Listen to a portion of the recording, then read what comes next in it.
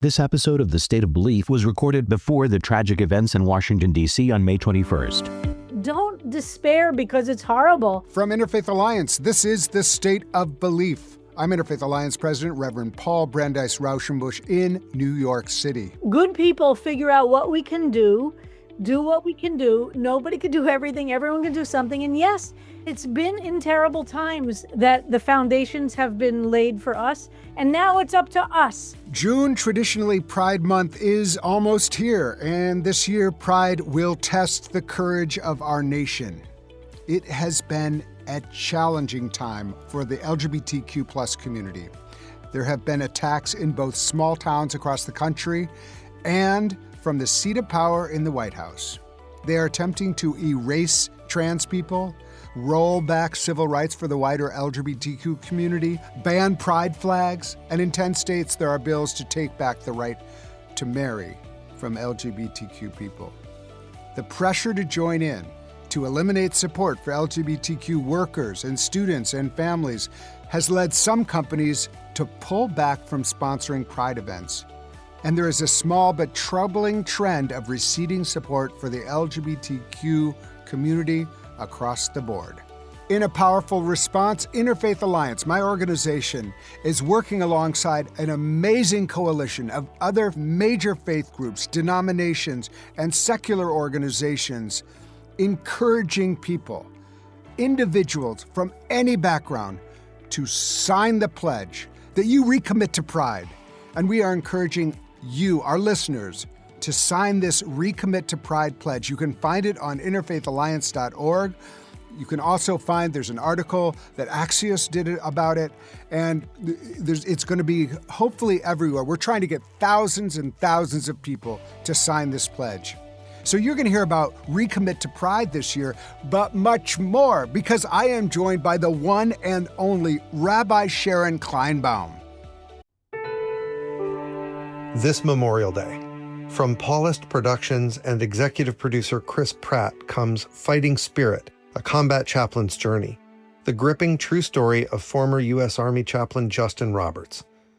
Through the powerful stories from the 419 chaplains who gave their lives in service, including Army chaplain Father Emil Capon, whom Pope Francis brought one step closer to sainthood, and Roberts' emotional journey, Fighting Spirit, a combat chaplain's journey, brings a stirring tribute to courage, faith, and sacrifice from the front lines to today.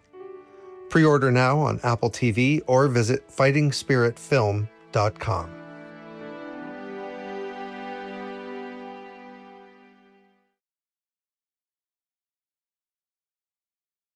We need voices like Rabbi Kleinbaum's to be heard now more than ever. So please make sure you subscribe, share, and rate The State of Belief at Apple Podcasts or your favorite podcast platform.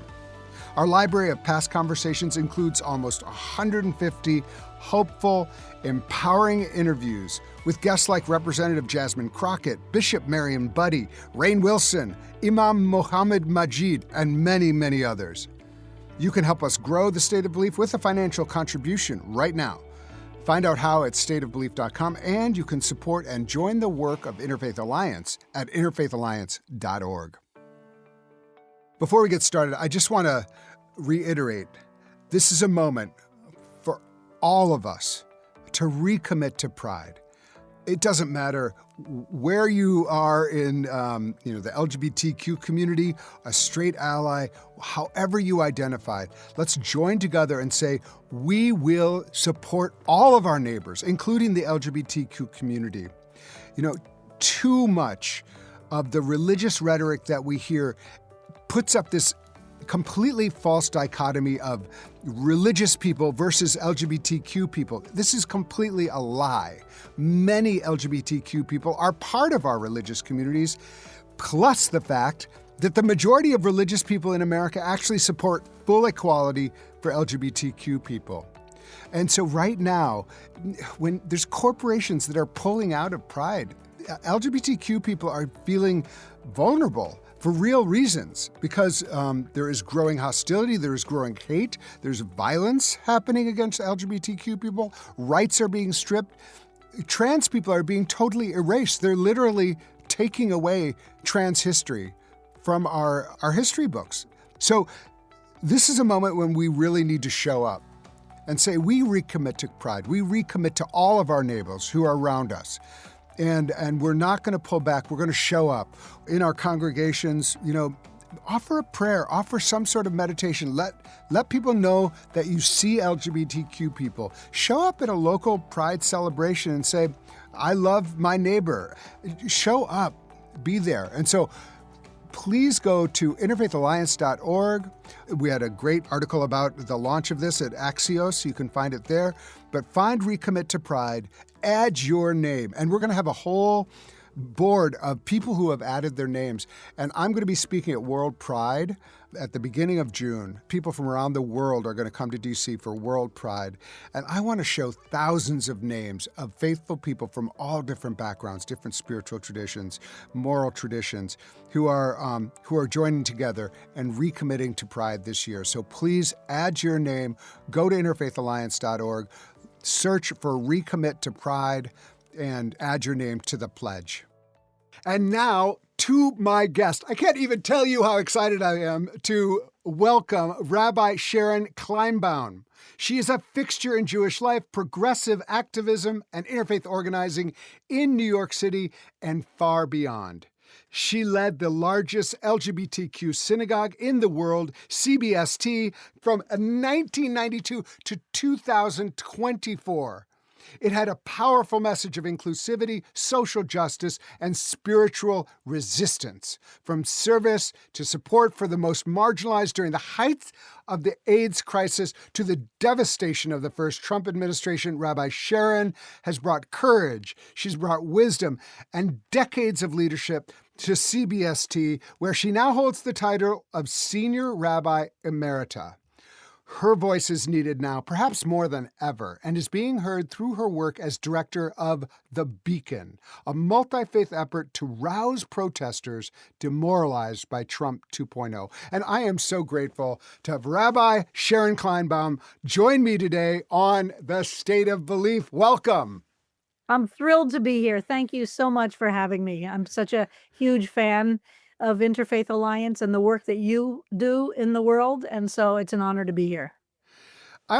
You're a legend. And, literally since, from my start at Union in 93, I already knew what you were doing. Wow. And just like so inspirational.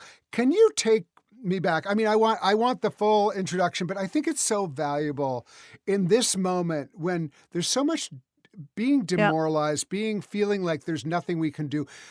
You started a LGBTQ synagogue, and it was another difficult time.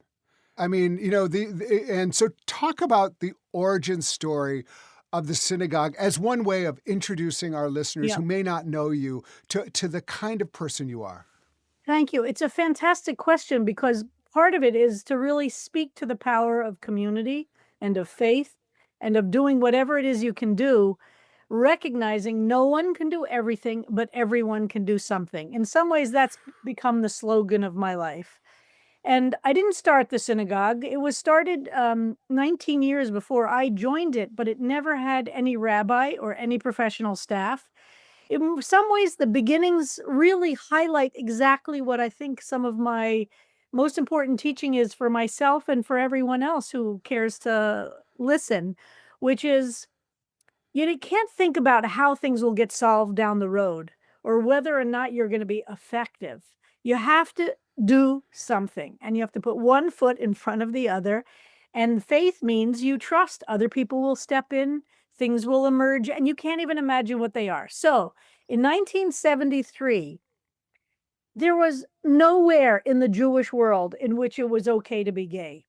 The Jewish world was actually quite behind the Protestant world. And through the 60s and the tumult of the 60s, there was not a single Jewish organization, not a single rabbi, not a single Jewish civil rights organization or synagogue which stood up for the equality of gay people or LGBT people, as we would say now. Not a single one. And really, if you were gay and Jewish, you had to make a choice. I'm going to stay in the Jewish community, but I'm going to have to either sublimate or hide or deny. and then I can remain in the Jewish community. Or the 60s was a time of a lot of people coming out. 69, of course, with all the Stonewall, and then in the early 70s, all this beginnings of the modern movements, liberation organizations. So a lot of people were coming out, and they said to themselves, "Okay, I want to be out, but there's no place for me in the Jewish world. I'll be gay and leave the Jewish world." And this is a wonderful story, actually, a wonderful interfaith story. Troy Perry in LA began MCC, Metropolitan Community Church, which was, again, years before the Jewish community did it. And there were straight Protestant clergy who were very supportive. And a lot of Jews in LA started going to that church because there has a thirst for a spiritual life. And there was nothing in the Jewish community. And they wanted to be out. So Troy Perry, and I told him this once when he and I were both, one year we were Grand Marshals at New York City's Gay Pride March. I reminded him of this story, that he one Sunday turned to the congregation and said to the many, many Jews who were seated there, he said, "What are you doing here? Go out and form your own community of faith so you can Wow. have your religious identity Yeah. and be open as gay people. Don't depend I on us love for that. spirituality. You have your own traditions, but we'll work in close relationship, of course." And he did it lovingly, obviously. It was a very, Yeah. and I tell that story and I think about it often because of what it represents on so many levels. Anyway, the community there in LA did, a small group left. They remained very close. You know how these things are. It Yeah. wasn't, uh, and they formed a synagogue, but they wanted it to have the echoes of MCC. So they created, the name of their synagogue became BCC, Beit Chaim Chadashim, a house of new life. But they wanted the acronym to echo MCC. So BCC in Los Angeles was the first gay and lesbian, or gay only then, gay synagogue, which started at the end of 1972. A few months later, here in New York City, somebody said, "Let's have a Friday night service." And he decided to do a little announcement. Remember, of course, before the internet, how do you spread stuff? It was in the Thursday edition of the Village Voice or in the New Yeah. York Times. And a little bit. probably within the communal Jewish word, it wasn't like, "Oh, could you spread the word?" Because they weren't No, interested not at in spreading all. the There word. was Yeah. Yeah. only hostility. The Uh-huh. only thing that was less than complete hostility in the Jewish world in 1973 was that the Women of Reform Judaism organization in 1965 passed a resolution calling for the decriminalization of homosexuality. That was progressive. Yeah, that's Okay, it progressive for wasn't sure. for equal rights in religion or equal Right. rights. No, it didn't go that far. So the apocryphal story is, so we have a copy, by the way, of this ad that appeared that said service would be, and they used an Episcopal church on 9th Avenue and 28th Street, because the Holy priest Apostles, there, Holy Apostles. exactly, That's, and I have worshipped at that. That place is a radical, wonderful place well, because they this has got still a do. great story, and I think as Okay, a Protestant, go. you're going to love this story. Yeah. So the father there, the priest who was in charge, had been very welcoming. And so there was a gay group which met there for many years called the West Side Discussion Group. And remember, no word gay would appear. No. And a couple of people who became CBST members went to the West Side Discussion Group. So they knew that the priest there was very welcoming. So when they were looking for a place, no synagogue would allow them to meet. There was no Jewish institution. They wouldn't even approach them. They went to Father Weeks at the time, and he said yes. And so they met in a children's classroom. So CBST started there on a rainy Friday night in 1973. And these men, and they were all men, didn't think of themselves as revolutionaries that were kind of creating the foundation for an incredible future. They thought, we need a place where we can pray and be gay. And people won't come up to us and say, "Have I got a daughter for you? Have I got a granddaughter for you?" That they could be all of who they are. That was such a radical idea. Yeah. And from that small service, on that Friday night in February of 73, CBSE emerged. And of course, it was very organized religion because organized religion had provided nothing for Right. them. Right. So they were entirely a lay-led organization that took care of each other, shared leadership responsibilities of leading services. But then, of course, in 1981, AIDS hit, not known as Right. AIDS in 81. But CBST ultimately, 40% of our membership died from AIDS. Yeah. 40% of the synagogue. Right. Now, any of us who were gay and alive during this time, that was not unusual. We all who Right. lived through those years experienced it as the pandemic, the plague of death. Yeah. From 1981 until 1997, 96, when a cocktail was developed to help control Yeah. the symptoms. Those 16 years were time of a diagnosis with AIDS was a death sentence. There were Yeah. some long-term survivors, very few. And we in the synagogue started to really be crushed by the burden of carrying the spiritual crisis of AIDS. And so they had a very long process to decide, do we hire a social worker to help us or do we hire a rabbi? And in 1989 and 1990, I guess, no, maybe it was 90 or somewhere around there, they decided to go to hire a rabbi, and a process was developed. And then I was hired in 1992 to become the first rabbi at CBST. And I came in, there was no staff. I was the first full-time staff person, not to mention first-time clergy, first-time rabbi. And I had just turned 33. And I was young, and I'd been working at the Religious Action Center in DC for 2 years. Uh-huh. And I came to New York, and it was my, I believe, holy work given to me with great grace by God to be able to be with people through this period of AIDS. Yeah. And as Yeah. you remember and Yeah. know, we were both neglected by the government, neglected by, in the Jewish situation, by our own religion. So there was a tremendous role to play to both comfort people who are sick, comfort people who are nervous about being sick, comfort people who were mourning somebody who was dying, helping people die with dignity. And the cycle just was endless. Yeah. And I was 33 and doing the funerals for my generation. Yeah. Most young clergy coming out of seminary, the funerals are typically older people, and it's sad, but it's not tragic. And then it's sprinkled with some horribly tragic funerals. We all do them.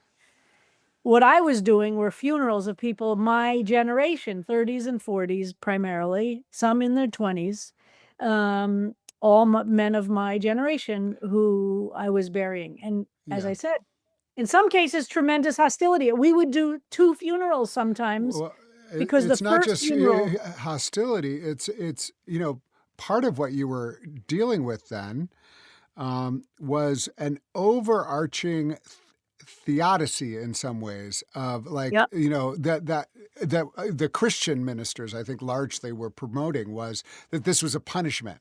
And so I this think was true in the Jewish world too. a lot of it wasn't just caring in a kind of neutral.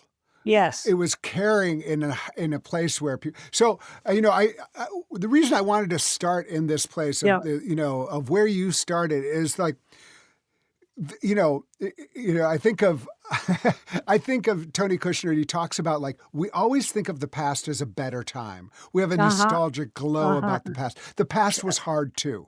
Yes. We're in a really hard time. But when I think about your origin story, and when I think about the origin story of your synagogue and just the wider, I think that was hard, and you had to approach it with a kind of grit, a kind of innovation, and openness. And I love what you started with, which is about community. And about recognizing no one can do it alone, but everybody has something to do. And that was so important in that time that we didn't just abdicate. Yeah. And we also Not recognized that no one was going to rescue us. Right. Like that was the other piece. There's no one is going to rescue us. And I want to bring us into this moment because I have heard, I've heard you speak about this moment. I just think it's so valuable to get your perspective. So can you just give me now kind of how you understand this moment and what it's calling from you, so that we can kind of start there. And then I want to get into all the particulars of it. But in some ways, like, you're so much wisdom. How do you understand this moment?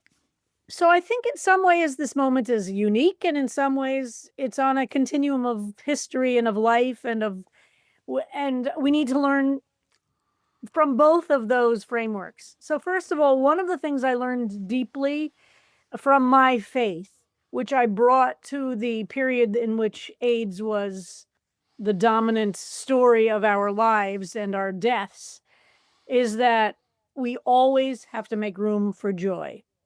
That there is always suffering, there's always pain, life is hard, and we're obligated to make sure we don't lose sight of joy. That is not easy to do, but I think the gay community and the Jewish communities historically have been fantastic at that. That is actually really interesting. Why are Jews from Eastern Europe known for their incredible humor? Eastern Europe was a terribly, and I'm talking but long before Nazi Germany. It was a very repressive, oppressive, discriminatory place. But what did Jews do? They used their humor to survive. They were able to look at things and laugh. They understood that once a week when the Sabbath came, no matter how poor you were, no matter how oppressed you were, you created a place for some joy. And that joy isn't fake American plastic, have a good time joy. That's the deeper kind of joy. And the gay community, the same way. And this is, I just gave this talk to some younger people a couple of weeks ago. Don't go into where you are as a victim on the victim pyramid. It was really, really tough before. And yes, we're probably going back to some version of that and maybe even worse. It's been tough before in history, but the gay community, and this is something I think that gay women really learned a lot from gay men, is you got to be creative and create a lot of beauty and art, even in the middle of terrible pain. And that's part of how we survive. So during that time of AIDS at CBST, when Friday nights came around and the community would come together for the Sabbath services, we had a commitment. No Shabbat service would turn into a memorial service only. No matter how many people had died that week, no matter how many beds we had sat next to, or no matter how many of us had become sick, we would acknowledge it. We wouldn't pretend it wasn't there. This isn't about burying your head in the sand. It's about the spiritually mature task that God asks of us, which is to carry multiple truths at once. There's terrible tragedy and suffering. And at Shabbat, it's time to sing, time to eat some good food, time to laugh, time to be with friends. And we understand the only way to deal with the other 6 days of the week is to make sure there's one day a week in which we focus on the nourishment of the soul. And that teaching and learning from my faith tradition is what continues to nourish me. And the idea that we have to take a break every single week. And it's not because we're trying to bury our heads in the sand. It's because we understand this life itself is a marathon. And if we want to have the energy. Yeah. It's and that, we deserve it. Yeah. We deserve having fun. We deserve to have joy. We deserve to that's whether it's like going to a fabulous show or doing whatever, you deserve to have a good time. Otherwise, that's like abdicating life. Don't let them dictate sometimes it. people come at it from both directions. One, they say, I can't deal with the fact that things are terrible. So I'm going to not listen. I'm going to completely bury myself and I'm just going to do that. Doesn't work either. That's ultimately, that's plastic. Then people are, it's so terrible. I can't let myself have anything that approaches. Why are you dancing? Time. Why are you enjoying yourself? And we have to be able to say there's a time for everything, and that's what we have to be able to carry this multiple thing. If we're going to last a long time, we have to we have to carry both of those things. Up next, much more with Rabbi Sharon Kleinbaum. You can hear full episodes of The State of Belief anytime on our website at stateofbelief.com. You'll also find links to topics we discussed this week, as well as transcripts and more. And make sure you subscribe at stateofbelief.com/subscribe. You're listening to The State of Belief, where religion and democracy meet.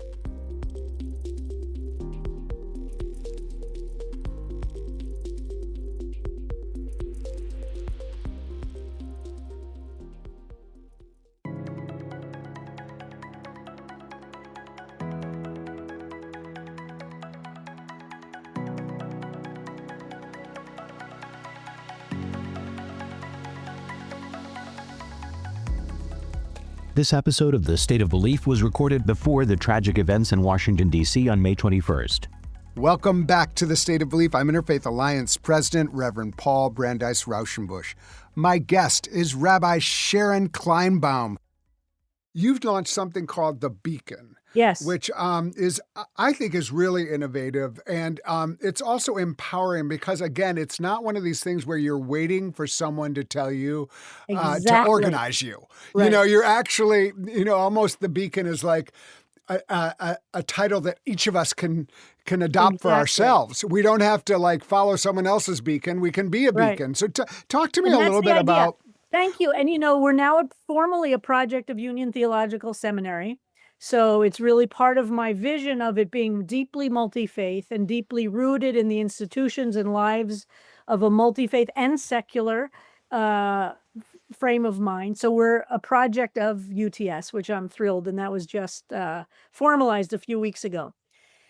So all of these things that we're talking about really came to bear when Trump was elected this second time. I was in conversation with some close rabbinic colleague friends of mine, Stephanie Colin in Brooklyn and Sharon Brous in LA, and thinking about how do we respond to this moment in a way that both helps build the ark that will carry us through this flood, as well as have an impact in the world, both of those.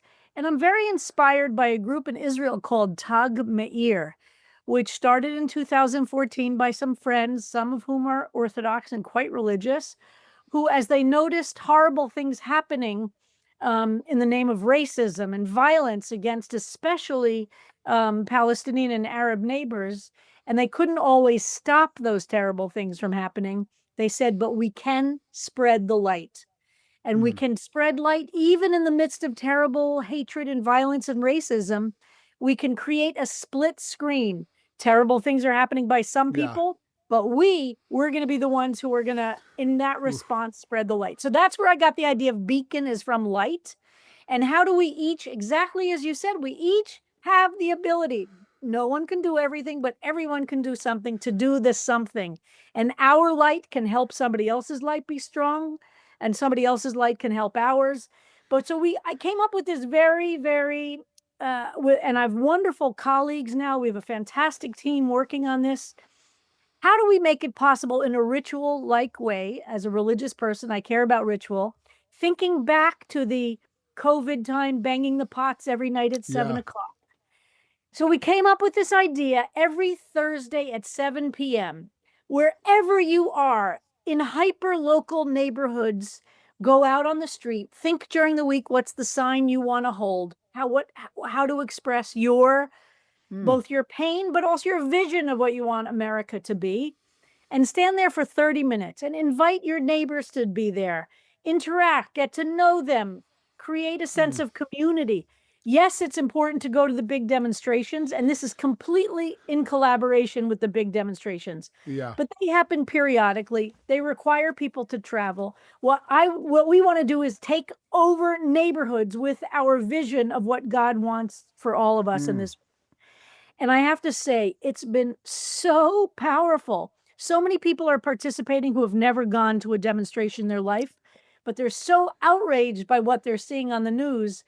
At least they can say to themselves, okay, the something I can do is 30 minutes a week. I'm trying to make it as simple as possible. I can go outside with a sign that says compassion, not cruelty.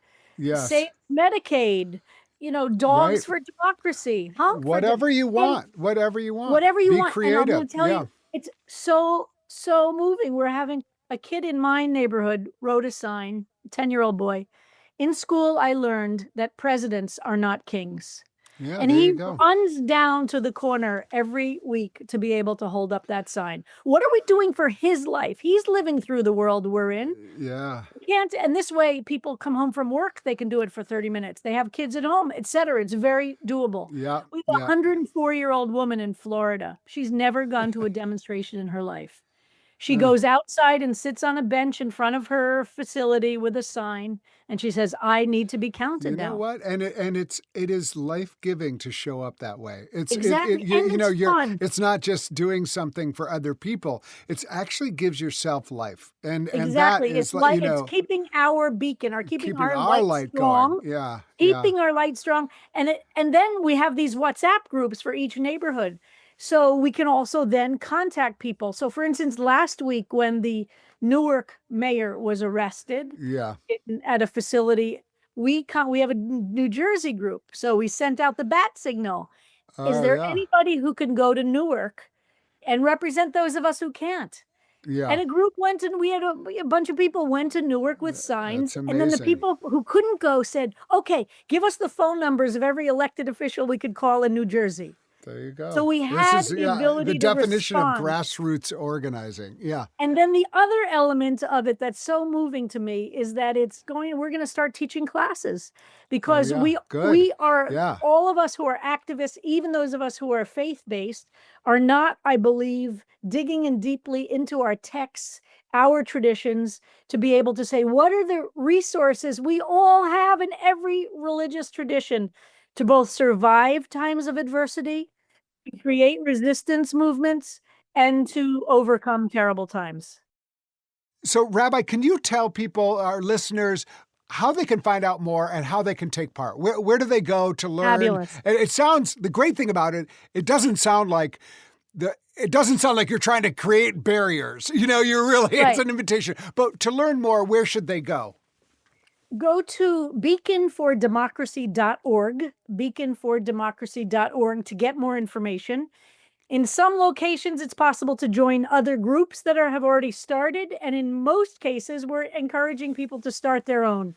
So be in touch through there. Ask us, sign up for our email list when we send out emails regularly, and we can help you be a beacon in your community and shine the light there and help others with their lights. And this is what's going to make a difference. All the students of fascism and totalitarianism say that at this stage, one of the most important things is to get as many people on the street creating that split screen. Yes, there are horrors happening, but there's also these visions of regular human beings in our regular neighborhoods finding ways to express ourselves. Creates, number one. Number two, create small hyper-local communities. Get to know more people in your neighborhood. I've gotten to know people in my neighborhood that I'd never met before after living here for many, many years. And number three, have fun doing it. This is Yeah. about creating the kind of life we want to inspire in the world. Protest, creating a vision of who we want to be. This all should be fun, should be making connections with real human beings and making a difference in the world right now. And it matters. We need everybody. And remember, Yeah. joy itself is an act of spiritual and political resistance. I love it. So beaconfordemocracy.org, everyone can go.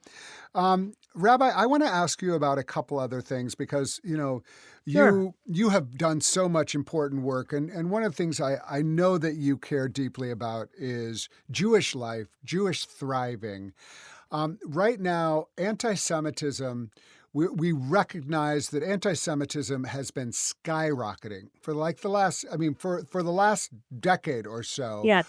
Right now, it's come into a very sharp focus because it's almost like the term itself and understanding what the remedy is has become politicized in a way. And Yep. I'm just curious if you could give us your Yep. understanding of anti-Semitism, the reality of it, and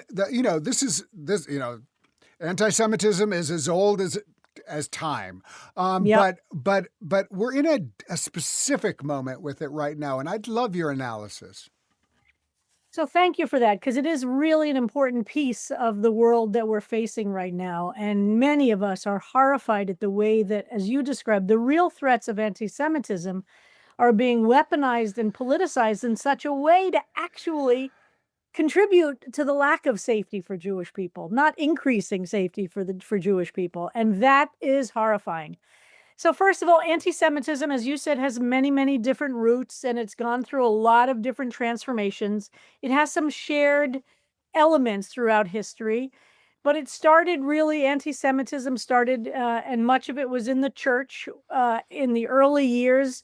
And it said that it could be cured by the conversion of a Jew to Christianity. Then that was true in some Muslim settings too. Anti-Semitism could be cured by a conversion process. After all, the Spanish Inquisition was all about here's a choice: convert to Catholicism, die, or go into exile.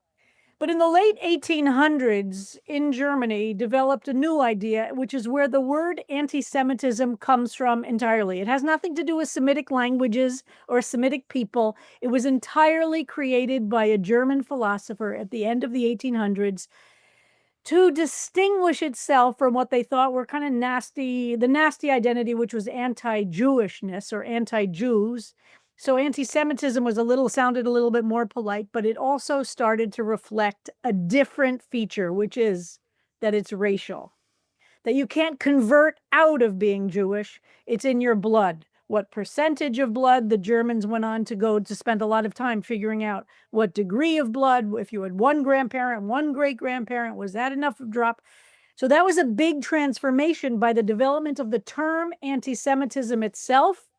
Was going in many ways from this religious base in which conversion could cure a Jewish problem to a racial base where there was no converting out of Judaism. The only thing that could cure it was the killing of Jews. And then it's not long from there, you could see how that would evolve into Nazi genocide of Jews.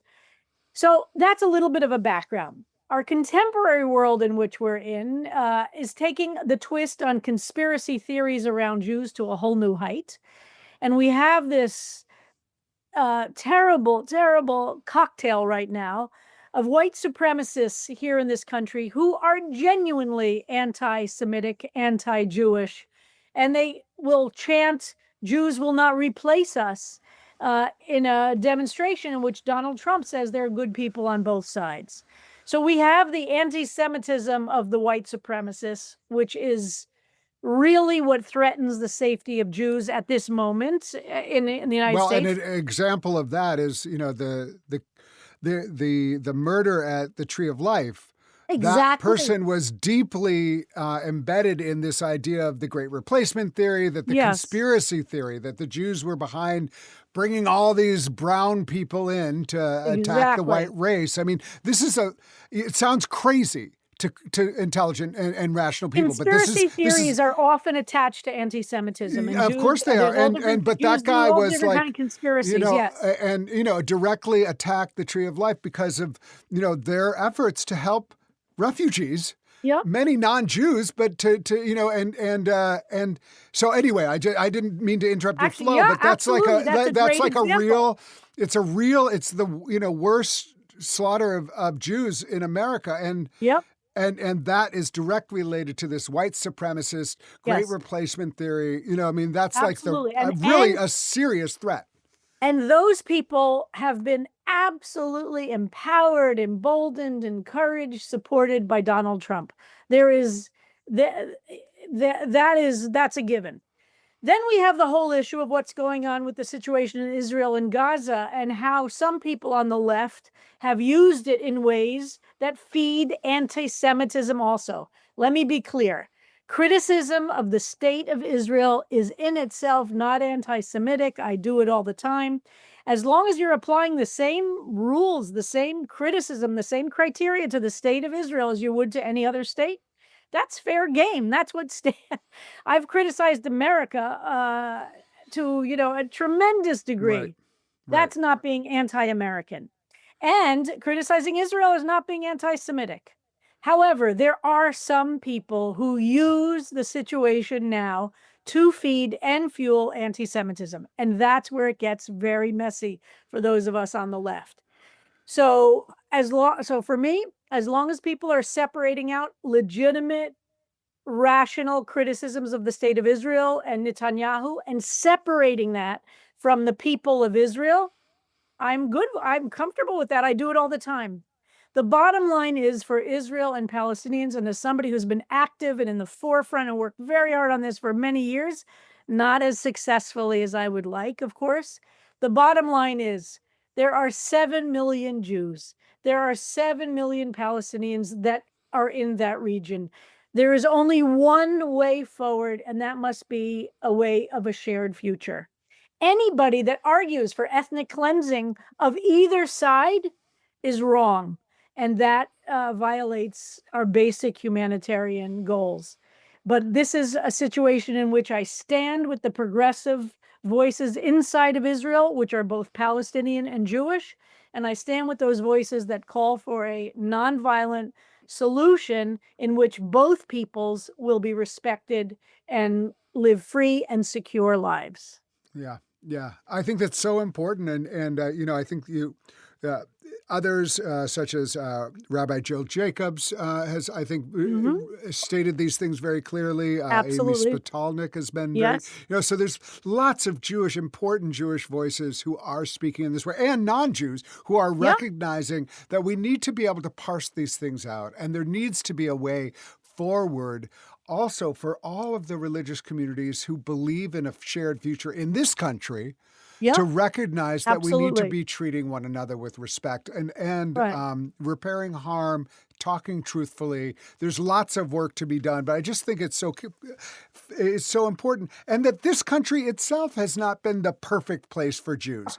Like, to put it mildly. But my family, the Jewish part of my family, came here, and for them it was a miracle. But they came in 1848 as kind of upper middle class people who, there was no barrier to entry for them. And they kind of counted as white when they got here. They were, the Brandeises and the Goldmarks and the Dembits, they had a particular, and for them it was a miracle, because in Europe, they were never going to be full citizens. And here they immediately were, and it was a miracle.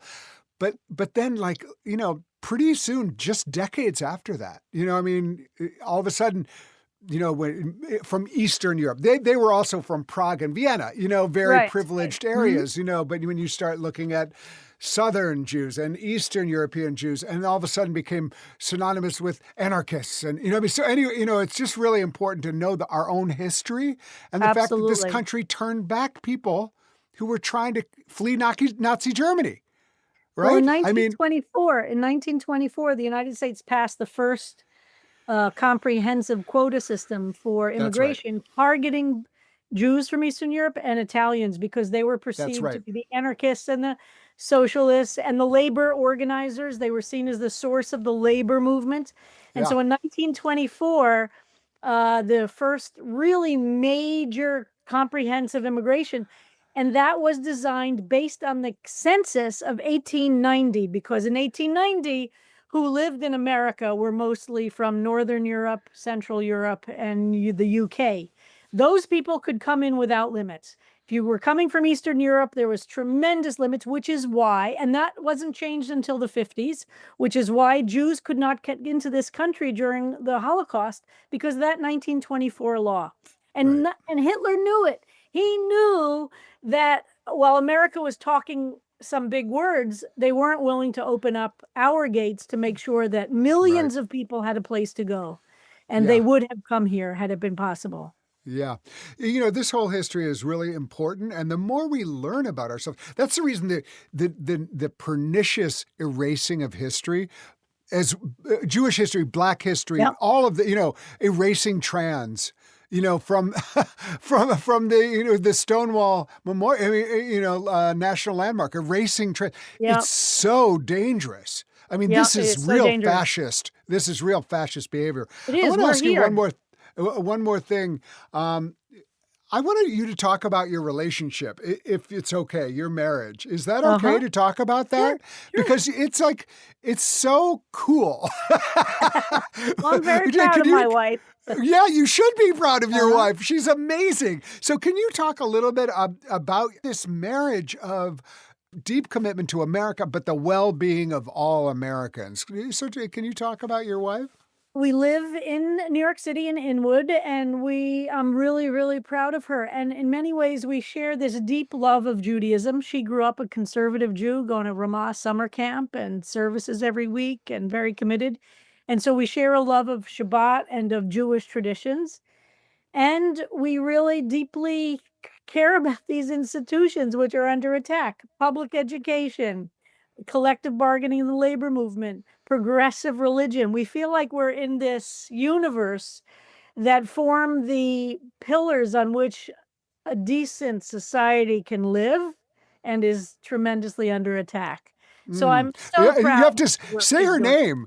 Randy Weingarten. Sorry. I thought you had said it. No. Randy Yeah, you're Weingarten. Randy Weingarten.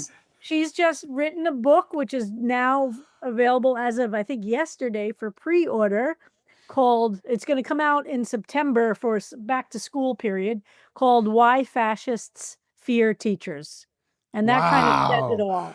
I love it.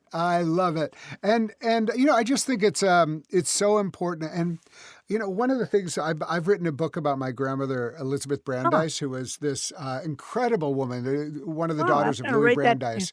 Yeah, and one of the cool things, and you just mentioned it, it flashed for me, is that all these things about how crazy things like abolishing child labor, and the crazy things like establishing minimum wage and shortened work weeks. There were women, and often Jewish women, and these, some of them were my grandmother's aunts and mentors, who were in the late 1800s were going into factories and calling out abuse and establishing these protocols of what was passable, and then passing laws, creating legislation. It's a whole history of women, and I will say often women-centered women, like women who were living, like the Lillian Walds of the world, and all these women who were really like women-loving women, but also deeply rooted in this American project. All before they had the right to vote, by the way. This is exactly what I say to young people. Don't despair because it's horrible. That good people figure out what we can do. Do what we can do. Nobody can do everything. Everyone can do something. And yes, but it's been in terrible times that the foundations have been laid for us. And now it's up to us. That's and right. The book of Esther, Mordecai says to Esther, when she balks at her destiny, which is to intervene on behalf of the people, he says to her, maybe it is for this moment you were born. And maybe that's the point to all of us. If we're alive now, maybe it's because there's something we have to offer. Don't go under the beds only and hide, although I totally understand that impulse, but don't do it entirely. Remember, you are here at this moment because you have something to offer the world that is needed. We need you. Yeah. Did you ever run into a fellow named first Elias Farajaji Jones? Did you remember that name? No. He later became Ibrahim Farajaji, and he was an early kind of queer theologian, and he preached at my ordination, and he preached on Esther. And it was very interesting because at that time no one could say I was gay because I was being ordained into the American Baptist Church. No one could say the word gay. Everybody knew it. No one could say the word gay. And he hated that. So he decided, you know what? I'm going to preach from Esther. And everybody's going to know what I'm talking about. And you're going to have to come out as Jewish, or, as she came out as Jewish. You're going to have to figure out how to be real in your life. And so that I just wanted to offer that as kind of an addendum. Beautiful. It was like Love a really, and he gave me, and he had converted from, he had gone to Orthodox Christianity, later became kind of a Sufi. But so he gave me his stole, which was totally unexpected in that moment. So that's the stole I wear when I'm out into the world. Deep stuff. So Esther, is very deep. Anyway, let me just say, like, you're amazing. Well, we're so grateful that you are in the world. And I just want to reiterate, beaconfordemocracy.org. Thank you so much Thank for you so joining much. me It's been a on thrill, The State and I of look Belief. forward to much more time with you. Who do you know who would get a lot out of this discussion with Rabbi Kleinbaum? Please share The State of Belief with them, and be sure to subscribe to The State of Belief at Apple Podcasts or your favorite podcast platform. We need your help to keep making The State of Belief. Please make a financial contribution today at stateofbelief.com. That's stateofbelief.com. The views and opinions expressed on this program do not necessarily reflect those of Religion News Service or Religion News Foundation. The State of Belief is produced by Ray Kirstein and is a production of Interfaith Alliance. Become a member today at interfaithalliance.org. And be sure to join us next week. I'll be in conversation with Sojourner's founder, Reverend Jim Wallace, the best-selling author of books like The False White Gospel, Rejecting Christian Nationalism, Reclaiming True Faith, and Refounding Democracy. I can't wait. Until then, I'm Paul Brandeis Raushenbush on The State of Belief, where religion and democracy meet.